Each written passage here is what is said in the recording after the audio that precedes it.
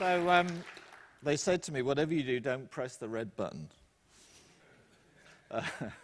It's so tempting, isn't it? I just thought when Joe mentioned the photo, compare the photo Monday with the photo today, every geek in this room is thinking, which seat was I in on Monday? Because I need to be in the same seat again.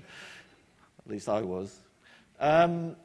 Just as I start, I see Tux is ready, which is good. I've seen pictures of Tux enjoying himself everywhere. And he always brings his friend Mad Dog along, so I'm always happy to see Tux. Okay? So thank you for coming. I'm always impressed by the number of people that are actually here on Fridays. Why I get the Friday slot, I don't know. It must be some lottery I lost at some point. But I want to talk about the end-to-end story. I'm trying to think about the big picture, trying to move away from, it's LLVM, or it's all about, it's all about some protocol somewhere, or it's about a 96 boards. All of these are good, but I want to think about the end-to-end story. Because some problems can only be solved by looking end-to-end, by coming off the page, coming out of the detail a bit, and looking across a complete compute ecosystem. As we all know, the roots of the ARM architecture were a nice little chip that was great in mobile. But actually, it's a nice big chip that's great in the data center now.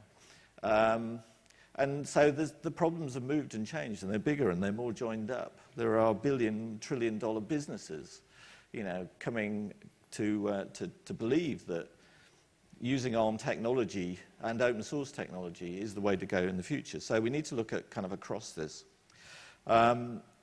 You can tell that marketing didn't do this slide because they're all slightly different colors, but I've been thinking a lot about embedded IoT, mobile, the media guys, gateways, this whole wide thing that we do, including the obligatory cloud thing. So just a quick introduction.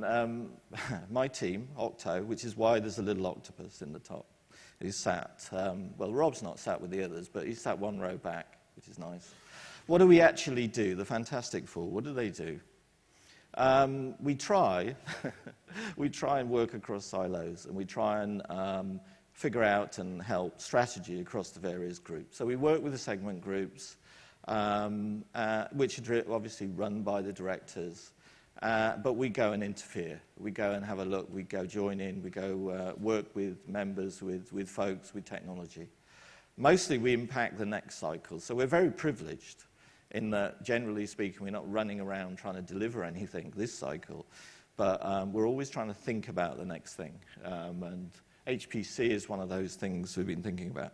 The album is the 1956 Superman annual.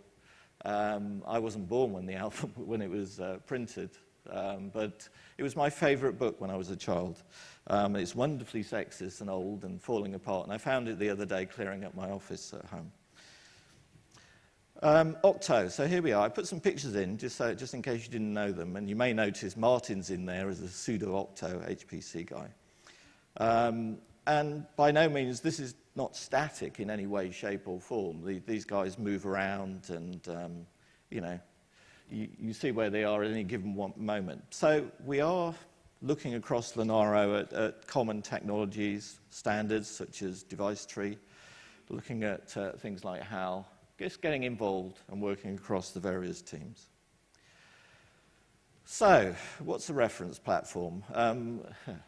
We hear a lot about this. I don't like it to be referred to as one thing because it's many things. But if you think about it, if you look at all of this problem space across the different areas, then a reference platform is kind of an assembly line. It's kind of all the bits start to come together. And it's not. I spent 5 years saying that Linaro is not a distribution, and I'm going to spend the next 5 years saying we're not a cloud provider. But we're building these things, and you have to pull things together. And underneath, there's a little set of diagrams of kind of what is in these devices by way of software. It's all open, it's all Linux, it's all good. So, IoT. By the way, I hope to pepper this with some fun facts, wake you up. I was told to be provocative. I thought I could just wear the trousers I wore last night, but no. They're nice trousers. But IoT isn't actually about neat little devices. Those are the kind of inputs. The sensor in your light bulb is interesting. But what they're really all about is vast amounts of data and vast amounts of computing. So, you know, for my heart monitor to tell me that my heart rate, what's my heart rate at the moment? It's 72. And that's good. If it was 110, perhaps, you know, it wouldn't be so good. But being 110 or 72 depends on the context. So if I'm in the gym, 110's okay, you know. Stood on the stage in front of you, 110 would be a little much. So there's some context there, and so the device has to be intelligent to feed that information back and understand the context within which the information appears. But anyway, these devices, all of which I own, actually, these, I'm not bragging, I just like toys. But they're mostly enhancements to the mobile ecosystem, and it's a complete set of walled gardens. My Withing scale does not talk really to my light bulb, or even to my Fitbit. So there's a lot of walled gardens going on. Oops, nearly pressed the red button then. So what does an IoT client actually look like? Well, quite often there's a little sensor. And then there's a separate gateway. So if you look at Philips Hue, then that's exactly the case. But what they're generally running is some sort of scripting engine, JavaScript, whatever.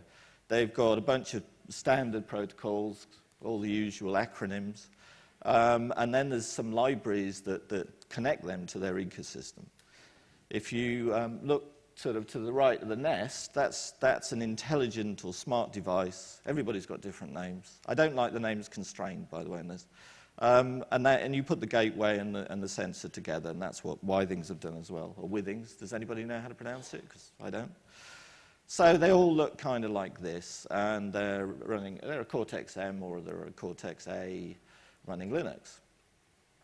So, as I say, so these things have got some common bits to them. In the Linux case, they've got a bootloader, they're running trusted execution environment. They've got all the same protocols. And in the end, you know, the actual application part of it is sat on top, probably a JavaScript engine or Python or something, and the libraries. So, yeah, we know what those look like. That's good. The gateway itself is, well, it should look like this, but actually at the moment, they're all different. So I have a gateway for my light bulbs, I have a gateway for my Nest, I have a gateway for other things. I've just got a clutter of devices. It would seem sensible to me that we actually join these together and we use some of this deployment technology, such as Docker, and we load these things as applications or services. In the end, the gateway is just a little server. John must not be in the room, because there would be a cheer if he was. Thank you, yeah. But it's just silly that we're building this as your traditional embedded system, whatever. Right, mobile. So you can see I'm moving kind of across the ecosystem. Mobile has been amazing, both for the rate of technological innovation, but also for the way that business is done, the speed of the thing. So it's very, very disruptive, and that disruption is disrupting the entire compute ecosystem of the planet, which sounds very grandiose, but it's true. And some of it is the mobile guys trying to learn how to operate in these other areas. You know, mobile guys getting their act together, behaving the way that ecosystem works. So for the enterprise, there's a way you've got to behave. That's where John Standard's message comes from. So, it's disruptive. Open source is disruptive, and the ARM business model and the whole ecosystem here. So, mobile, well, it looks kind of similar to most devices. There's basically, in the end, there's an application framework where you can load applications, and under it, yeah, sure, you call it art, but it's an engine for running applications. And you've got a bunch of protocols that you support. In fact, it looks quite like a gateway, and it is for most of the time. So I like this phrase, the data singularity. Massive amount of data. And productivity tools aren't just PowerPoint anymore. Well, they never were for me, but they're not just where you keep your notes. They're where you share information. And social isn't just about writing messages on walls, it's a way of sharing our interests. And into that, IoT will generate vast amounts of data. I get my friends telling me that they've been for a run. Well, they're not telling me, their Fitbit's telling me that they've been for a run, or that they're at home now, or whatever, The most frightening statement, I think, is the one on the bottom right, is we kill people based on metadata. I don't like that one very much. You don't even have to see the data, just know people are communicating to kind of figure something out. The one I like better is the one above, which is Microsoft and where it's going. And I know Microsoft as a company often has a negative connotation in the open source movement, and that's the result of history, and communities generally need an enemy. And for the longest time, Microsoft was the enemy. But if you look at what they're actually doing around open source, they're doing some great stuff. So Microsoft are trying to position themselves in this world of massive amounts of data and our connectivity with it, and IoT generating in there. What are we going to do with all this data? How do we cope with all this data? Well, that's where you get analytics or AI. So there's a whole bunch of analysis needed to do on this data that's arriving at tremendous rates, as you heard yesterday in the networking talk. Although I never remember quite the contents of networking talks, but it's vast amounts of data streaming over the ether and into the internet, into your servers, which are big and full of data, terabytes, petabytes. So what does the ARM data center look like? Well, it looks like that on the right. This is my data center at home. As those of you know these things, it's a high-key and a Raspberry Pi. Actually, the data center of the future will not look like that. It will look like these professional big boxes with lots of compute density in it and huge amounts of data. But you can see this commoditization, which is standard components, standard open source things, standard deployments. And the value add is kind of driven to the margin as open source provides the framework. And very few companies have the scale to sort of differentiate themselves in that market. So there's a huge amount of change happening. I won't name companies, but you can see companies struggling to move to this new paradigm, away from bespoke tailoring closed source to open source, standards-based work. Where is and with large companies defining what they'll be delivered, the supply chain. It's all about the supply chain. And vast amounts of data will need to be processed. So I'm pretty interested in high-performance computing, and I ended up in a very interesting conversation with CERN, which is large amounts of data arriving suddenly, and they're running these really wacky, not wacky, but the analytics they're running on it to look for particles is just amazing. So, and yeah, the things that you actually deploy in the cloud, well, containers surprised me. I didn't see containers coming. I was all about virtualization. But again, it's standard deployment technology, and in the end, you've got applications running in the cloud. And what your IoT application actually is a way of connecting your device to the cloud and then processing what's in it. So this Fitbit is, my interface with it, my application, is actually sitting in the cloud. The data's in the cloud. Well, this boring information about my sleep pattern this week, which is about 4.5 hours a night, if I'm lucky. But it's got the same sort of bootloaders, it's got the security, it's got the bits. And if you're thinking about IoT, which I have been, that's kind of where all the device registry and discovery happens. So, security. I liked Matt's talk. I was surprised to find out that Barbie is incredibly competent at security. I thought it was lovely. But everybody wants our data. The bad guys, the so-called good guys, the commercial guys want it because it actually is farming. They make money out of our data.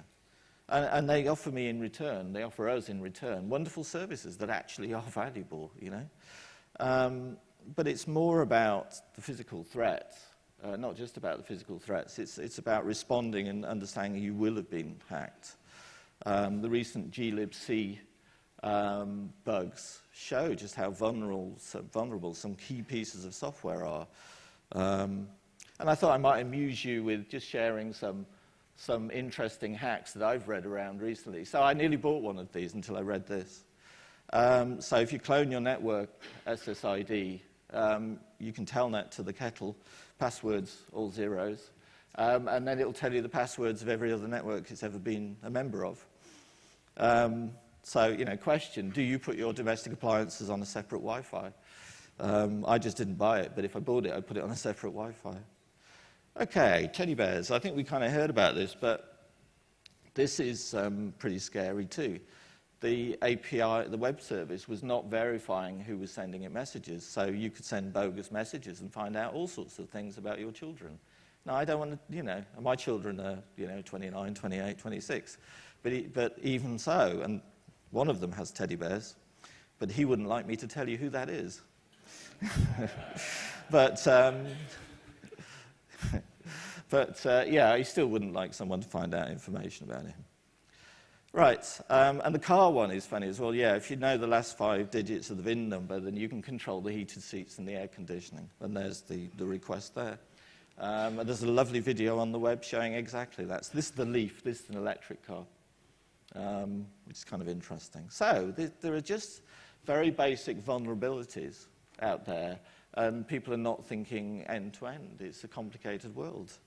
I liked Matt's, cheap light bulbs, and discovering they've got a subnet in there somewhere, and you can easily get at them. So, security changes things. At the moment everything is connected to the internet, then you've just exposed a whole bunch of vulnerabilities. And mostly that means you won't find them all as you ship a product. You're going to have to fix them in the lifetime of the product. And actually, which products you'll buy, which ones you'll trust in your house, will rely on this ability, i.e., I'm not going to buy a light bulb I can't upgrade. But upgrading means getting the security fixes into the update. And the ARM partnership has a number of challenges around that. The mobile space, in general, is get the product to market really quickly and then kind of deal with the wreckage. And it's successful. But if you don't have some common bits, some common architecture, then doing an update around security doesn't happen. My favorite tablet is still running an old version of Android. It's not going to get that glibc fix for a while. So do I carry on using it, or do I go, well, can't do it? So security means timely updates. Standards. There are lots of them. And that's the great thing about them, actually. But there is an awful lot of fragmentation in some of the standards, particularly around IoT. But if you look across the different areas of the computing ecosystem, you'll see a whole bunch of standards supporting those ecosystems. So the standards actually enable this end-to-end play. Without standards, boring as they are, then we won't actually pull this all together. And which is why companies kind of try and own standards and compete in standards. But, and Linaro, I always said Linaro wasn't a standards company, wasn't a standards organization. But there are some that we should actively support and participate in. So Open Data Plane's the easy one, because that's what we've been doing all along. Global platform, though, we should be more involved with. We've done some great work around security that's very meaningful there. Device tree, you've heard Grant talking about that. A need to pull that together. And when we say standards, people worry that there's a grey-bearded committee taking years to do things. Standards just mean that everybody agrees what we mean by X, or what we mean by this, what we mean by that. And it takes a spirit of collaboration to do it. And it takes openness. Standards defined in closed rooms are generally not very good, because they don't have many eyes on them. But anyway, we should be more involved in standards. Right. Hardware. Well, when we first started Linaro, there wasn't a lot of hardware. We really struggled. And as ARM v8 was released and made its way out into the ecosystem, we had a real lack of hardware. And so 96 boards grew out of the need for standard hardware, and it all underpins this end-to-end ecosystem. And it allows good things to happen, you know. So hardware is really important because you put software on it, strangely enough. But there's something happening around hardware. Hardware is the new software. Everywhere you go across the world, you see people building things. It's a commoditization of this thing. Akira in Japan has been building cases for his 96 boards based on a design done by a guy somewhere in Europe, I think. So you're seeing this whole flow of very quick turn manufacturing, just creating things. So I think that if you think about 96 boards plus the reference platforms, that kind of really helps the end-to-end story, and it gives us all wonderful toys to play with. So 96 boards is not Raspberry Pi. Raspberry Pi is a wonderful thing. I have several of them. And actually, 96 boards inherits a bunch of work that enabled. But 96 boards is about enabling this end-to-end story. And actually, it's a layout form factor standard that allows you to have many boards of the same form factor, which is much more organized and has a bigger impact than the multiple layouts from lots of different folks. But it supports the software reference platform. So in that sense, 96 boards is more of a business-to-business enabling tool than Raspberry Pi. So I think if you think of it as Raspberry Pi, you're kind of not thinking along the right lines. Well, how does it all come together? And this is the final slide, you'll be glad to know. This was a popular beat combo in my youth on the right. It all comes together in the reference platforms, hardware and software, right? So all those bits comes together. You've got standards, you've got hardware, you've got open source software. You can pull it all together, you can work on it, you can make it better, you can improve it. That's what we like to do. We like to make things better, we like to fix things. This is all driven by standards, actually. And standards only succeed when they're implemented in open source and in the open. And actually, all this openness, all this developing open source, that enables more players in any given market. ARM, as an architecture, would not be in any of these markets without open source. If the data center was full of closed source software, ARM, I don't think, would be where it is today. It's the nature of engineering in the 21st century that software is, by and large, open. Around that, you can build other services and things.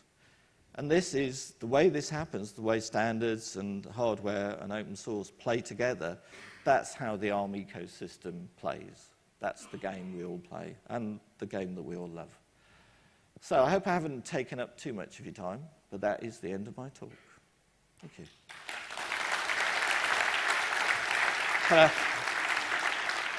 What happens when I press the red button? No, it goes backwards. Is that it? I thought there'd be an explosion or something. Have a good day and try not to tread on your cup.